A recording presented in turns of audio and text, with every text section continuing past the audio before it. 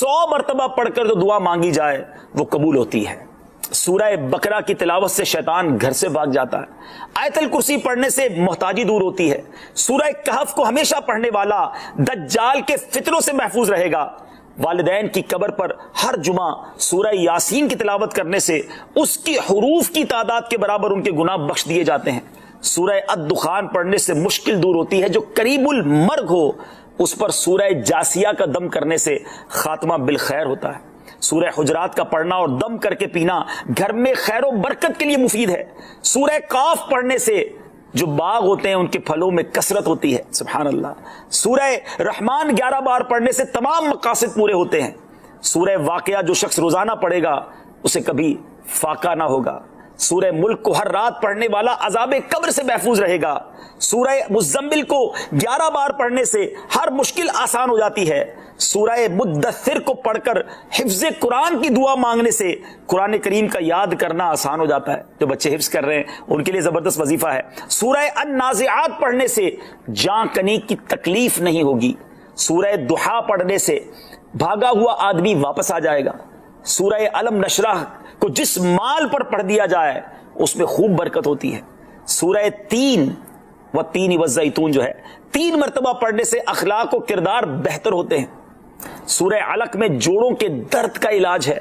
सूरह कदर जो सुबह शाम पढ़े अल्लाह अज़्ज़ व जल उसकी इज्जत बढ़ा देगा। सूरह बय्यिना बर्स और यरकान का इलाज है। जिस आदमी या जानवर को नजर लगी हो उस पर सूरह आदियात का दम मुफीद है। सूरह कारिया पढ़ने से बलाओं से हिफाजत रहती है। सूरह तकासुर को 300 बार पढ़ने से जल्द कर्ज अदा हो जाता है। कई लोग कहते हैं जनाब कर्ज बहुत है, चले कुरान का वजीफा ले लें, अलहाकुमुत तकासुर। ये जो सूरत है 300 बार पढ़ने से बहुत जल्द कर्ज उतर जाता है। सूरह असर पढ़ने से गम दूर हो जाता है। सूरह हुमज़ा और सूरह फील दुश्मन के शर से हिफाजत के लिए और सूरह कुरैश जान की हिफाजत के लिए बड़ी मुजर्रब है, बड़ा कमाल का वजीफा है।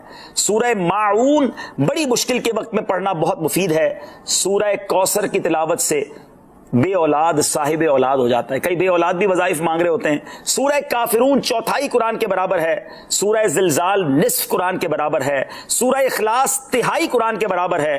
और सूरह फलक और सूरह नास से जिन और शैतान और हासिदों के शर से हिफाजत रहती है। फिर क्यों ना हम कुरान से दोस्ती कर लें, क्यों ना कुरान को अपना विर्द बना लें। यमन में जो किंग होते थे उनको तुब्बा कहा जाता था और जो उस जमाने का सबसे पहला किंग था उसको तुब्बा अव्वल कहते थे।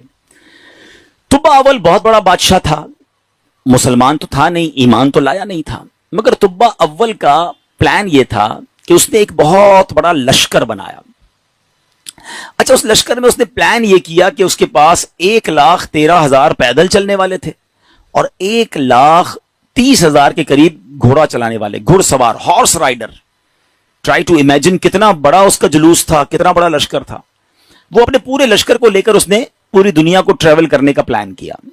अच्छा, वो जिस शहर में जाता सारे शहर के लोग बाहर आ जाते, डर भी जाते, रोब में भी आ जाते कि इतना बड़ा जुलूस लेकर ही आया है।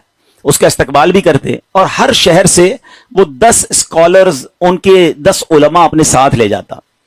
इतना लॉन्ग ट्रिप हो गया कि उसके पास 4,000 उलमा हो गए। अब अंडरस्टैंड करें कि कितने शहरों में वो गया होगा। 4,000 उलमा जमा हो गए। अब वो ट्रैवल करते करते करते मक्का पाक पहुंचा। अच्छा, मक्के जब वो एंटर हुआ तो मक्के के लोगों ने कोई उसको रिस्पेक्ट नहीं दी, कोई उसका इस्तकबाल नहीं किया और कोई जनाब उसका कोई रोब भी नहीं पड़ा। तो उसने अपने वजीरों को बुलाया कि ये कैसे लोग हैं, ये शहर कैसा शहर है, नोबडी कोई इस्तकबाल भी नहीं हुआ, कोई हमारा रोब भी नहीं है, कोई दबदबा भी नहीं है, टेक केयर भी नहीं किया इन्होंने हमें। तो उसके वजीरों ने बताया कि बात यह है कि ये मक्के वाले जो है ना, इनके पास एक बहुत कमाल की इमारत है जिसको ये काबा कहते हैं और ये काबे का तवाफ करते हैं। काबे में इन्होंने बुत रखे हुए हैं। आपको याद होगा कि नबी पाक की आमद से पहले काबे में तो बुत थे, तो ये काबे की रिस्पेक्ट करते हैं, बाकी किसी को घास वास नहीं डालते। तो बड़ा कर्रो फर वाला किंग था, इतना बड़ा लश्कर था। उसने कहता अच्छा ऐसी बात है तो मैं काबे को ही गिरा देता हूं, काबा ही डेमोलिश हो जाएगा तो ये किसका तवाफ करेंगे, फिर ये सब मेरे पास आ जाएंगे। तो इसने अभी प्लानिंग की, सिर्फ सोचा, रात उसके सर में सीवियर पेन शुरू हो गया, खतरनाक किस्म का दर्द सर। اس کی آنکھوں سے، اس کے کان سے اور اس کے ناک سے پانی نکلنے لگا، اور وہ اتنا بدبودار پانی تھا کہ کوئی قریب بھی نہ بیٹھ سکے، اتنا پریشان۔ اچھا لشکر میں ڈاکٹر بھی تھے، ڈاکٹر بلائے گئے، طبیب آئے، بڑے بڑے علاج کیے، کوئی فرق نہ پڑے، 2-3 دن نکل گئے، تکلیف ختم ہی نہ ہو۔ تو ایک جو ڈاکٹر تھا، جو سب سے بڑا ڈاکٹر تھا، اس نے کہا دیکھیں یہ معاملہ جو ہے نا، مجھے آپ کی بیماری کا نہیں لگ رہا، یہ کوئی آسمانی معاملہ ہے، آپ کسی عالم سے پوچھئے۔ تو انہوں نے اپنے لشکر میں جو سب سے بڑے عالم تھے ان کو بلایا کہ آپ چیک کریں معاملہ کیا ہے۔ تو انہوں نے کہا یہ بتاؤ کہ تم نے کوئی غلط خیال تو نہیں کیا اس شہر کے بارے میں، یہاں کے رہنے والوں کے بارے میں؟ اس نے کہا ہاں میں نے تو پلان کیا تھا کہ کعبہ گرا دوں گا، یہاں کے مردوں کو قتل کر دوں گا، عورتوں اور بچوں کو قیدی بنا لوں گا۔ تو ان عالم دین نے کہا کہ نہیں، تم نے غلط کیا، تمہیں نہیں پتا کہ یہ کعبہ کیا ہے، اس کا مالک وہ خالق ہے، وہ مالک ہے کہ اگر اس کے بارے میں، کعبے کے بارے میں نیگیٹو سوچو گے تو برباد ہو جاؤ گے، فوراً توبہ کر لو ورنہ تم خود ہی برباد ہو جاؤ گے۔ کہا اچھا ایسی بات ہے۔ تبا نے توبہ کر لی، جیسے ہی توبہ کی تو اس کا سارا درد ختم ہو گیا، وہ فریش ہو گیا، اس کی طبیعت ٹھیک ہو گئی۔ تو اب اس نے دین ابراہیمی اختیار کر لیا، اللہ پر ایمان لایا، اور اس زمانے میں حضرت ابراہیم کا دین چل رہا تھا، ابھی نبی پاک تو آئے نہیں تھے، اس نے دین ابراہیمی ایکسیپٹ کیا اور اس نے اللہ پر ایمان لے آیا۔ اچھا اب وہاں سے پھر لشکر آگے چلا، اور چلتے چلتے چلتے ایک ایسی بستی میں پہنچا جہاں کھجور کے درخت تھے، بڑی خوشگوار وادی تھی، اور وہاں انہوں نے پڑاؤ ڈالا۔ اچھا اس لشکر میں جو علماء تھے انہوں نے اپنی کتابیں نکالی، ان کے پاس آسمانی کتابیں تھیں، وہ پڑھتے گئے اور کہنے لگے یہ تو وہی جگہ ہے جہاں ہماری کتابیں بتاتی ہیں جہاں اللہ کے آخری نبی ہجرت کر کے آئیں گے۔ یعنی اس کا مطلب وہ ڈھونڈتے ڈھونڈتے آج کے مدینے میں پہنچ گئے تھے، جس کو آج ہم مدینہ کہتے ہیں نا، یہ وہاں پہنچ گئے تھے۔ تو 400 علماء نے کہا کہ بھائی ہم تو یہ جگہ چھوڑ کے نہیں جائیں گے، پتہ نہیں کب نبی پاک آ جائیں، اب ہم نے یہیں ٹھہرنا ہے، اگر طبا رہنے دے گا تو ٹھیک ہے، بے شک ہماری بوٹی بوٹی کر دے، ہم نے یہ شہر چھوڑ کے نہیں جانا۔ اطلاع طبا کو بھی مل گئی، طبا نے بلایا علماء کو کہ کیا مسئلہ ہے؟ تو کہا دیکھیں حضرت ہم نے اپنی کتابوں میں پڑھا ہے، ہمارا حساب کتاب بتاتا ہے کہ اللہ کے آخری نبی اسی بستی میں آئیں گے، ہم اس بستی کو چھوڑ کے نہیں جائیں گے، ہم ان کے خادم بن کر رہیں گے، ان کے امتی بنیں گے، ان پر ایمان لائیں گے۔ اچھا طبا بھی 2-4 دن پہلے ہی یا کچھ دنوں پہلے ہی مکے کی تعظیم سمجھ چکا تھا، اللہ پر ایمان لا چکا تھا، تو اس نے کہا اچھا ایسی بات ہے تو میں بھی رک جاتا ہوں۔ اس نے کیا کیا، 400 علماء کے لیے 400 گھر بنائے، ان 400 علماء کی شادیاں کروائیں، ان کو خوب مال و دولت بھی دیا۔ 1 سال طبا خود بھی وہیں رہا، 1 سال کے بعد دیکھا کہ نبی پاک تو نہیں آئے، تو اب طبا نے ایک کمال کا خط لکھا۔ سنیے گا پیارے اسلامی بھائیو، یہ دنیا کا انوکھا خط ہے کہ اس کے لیے لکھا جا رہا ہے جو بھی دنیا میں آئے نہیں ہیں۔ اور کس عشق والی زبان میں طبا بادشاہ نے وہ خط لکھا، اس نے لکھا کہ اس اللہ کے نام سے شروع جو عالمین کا رب ہے، میں جناب رسول اللہ صلی اللہ علیہ وسلم کی بارگاہ میں طبا اول حمیری سلام پیش کرتا ہوں، اور میں آقا علیہ الصلوۃ والسلام کی بارگاہ میں عرض کرتا ہوں کہ حضور اگر میں نے آپ کا زمانہ پا لیا تو میں آپ کی خدمت کروں گا، آپ پر ایمان لاؤں گا، آپ کی سنت پر عمل کروں گا، جو آپ کتاب لے کر آئیں گے میں اس پر بھی عمل کروں گا، اور حضور اگر میں پھر بھی آپ کا زمانہ نہ پا سکوں تو مجھے اپنی غلامی میں قبول فرمائیے، اور قیامت کے دن میری شفاعت فرمائیے گا، مجھے بھول نہ جائیے گا۔ بڑا کمال کا عشق والا اس نے خط لکھا، اس خط کو اس نے سیل کیا گولڈن اسٹیمپ لگا کے۔ اچھا ایک اور مکان بنایا اس نے، اور جو اس وقت کے سب سے بڑے عالم تھے ان کو وہ لیٹر بھی دیا، اور کہا جب آپ نبی پاک سے اگر آپ کی ملاقات ہو جائے نا تو میرا خط انہیں دیجیے گا، یہ مکان بھی انہیں گفٹ کر دیجیے گا، اور اگر نہ ہو تو آپ اپنے بچے کو کہیے گا، آپ کا انتقال ہونے لگے تو اس کو یہ لیٹر دیجیے گا، اس کو کہیے گا وہ اپنی اولاد کو دے، تاکہ کسی طرح یہ خط جناب آخری نبی صلی اللہ تعالی علیہ وسلم تک پہنچ جائے۔ یہ کیسا عشق ہے! اب ذرا سنیے گا، طبا اول حمیری کا بعد میں وہ مدینے سے آگے گیا اور جا کے اس کا انتقال ہو گیا۔ آفٹر 1000 years، 1000 سال بعد 12 ربیع الاول والے دن مکہ مکرمہ میں نبی پاک کی ولادت ہوتی ہے، آقا کی تشریف آوری ہوتی ہے۔ نبی پاک 53 سال مکے میں گزارتے ہیں، اور اس دوران حضرت مصعب بن عمیر صحابی رسول ہیں، ان کو پیارے آقا مدینے بھیجتے ہیں کہ وہاں جا کے اسلام کی دعوت دو۔ مدینے میں تو فوراً اسلام پھیلنا شروع ہو گیا۔ علماء کہتے ہیں جو اتنی تیزی سے اسلام مدینے میں پھیلا نا، اس کی بڑی وجہ یہ تھی جو یہ انصار صحابہ تھے نا، مدینے والوں کو کیا کہتے ہیں؟ انصار، مکے والے کو کیا کہتے ہیں؟ مہاجرین۔ تو جو انصار تھے نا یہ سارے انہی 400 علماء کی اولاد میں سے تھے. They were waiting from last 1000 years for رسول پاک علیہ الصلوۃ والسلام. یہ تو 1000 سال سے انتظار کر رہے تھے. جیسے ہی حضرت مصعب بن عمیر پہنچے, دیگر مبلغین پہنچے, اللہ کے رسول کی باتیں بتائیں, اسلام کی باتیں بتائیں, دھڑا دھڑ لوگ اسلام قبول کرنے لگ گئے. اچھا اب قبیلے کے لوگ بیٹھے کہ آخری نبی تو آ گئے مکے میں, ہمارے پاس ایک لیٹر ہے, اب وہ پہنچانا ہے انہیں.